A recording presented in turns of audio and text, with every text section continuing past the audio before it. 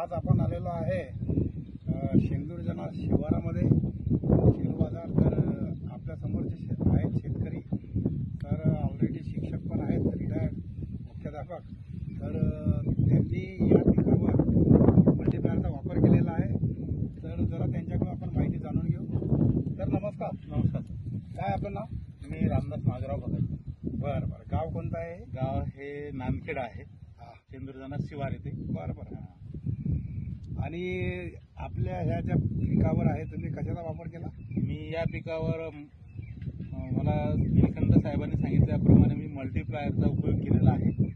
ड्रिचिंगसाठी आणि परत फवारणीसाठी पण मी मल्टीप्लायर वापरलं. कोणकोणत्या पिकावर वापरला आपण? तर याच्या अगोदर मी सोयाबीनवर वापरलं, तुरीवर वापरलं, त्याच्यानंतर गहू, हरभरा आणि भुईमूग. बरं. या सर्व पिकावर तुम्हाला रिझल्ट काय वाटले? रिझल्ट मला उत्तम वाटले. रिझल्ट म्हणजे याच्यामध्ये मला म्हणजे जे उत्पादन झालं ते पहिल्यापेक्षा मला जास्त उत्पादन मिळालं. कारण माझी यावर्षी पहिलीच वेळ होती आणि त्याच्यामुळे मी परत त्याचा उपयोग करणार आणि करत आहे. खर्च कसा वाटला तुम्हाला? खर्च रिझनेबल आहे, एवढा काही भारी नाही खर्च, फार रिझनेबल आहे.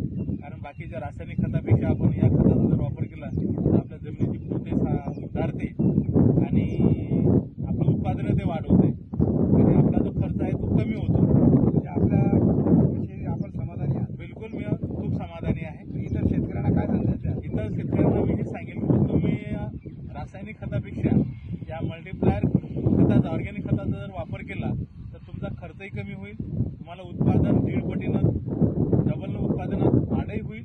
म्हणजे खर्च कमी, उत्पादन जास्त, म्हणजे तुम्ही प्रॉफिटमध्ये तुमची शेतीचा व्यवसाय करणार. बरोबर. म्हणजे शेतकऱ्यांनी वापरायला पाहिजे अशा प्रकारचं हे प्रॉडक्ट आहे. हा, बिलकुल. तर आपण माहिती दिल्याबद्दल धन्यवाद. Welcome sir.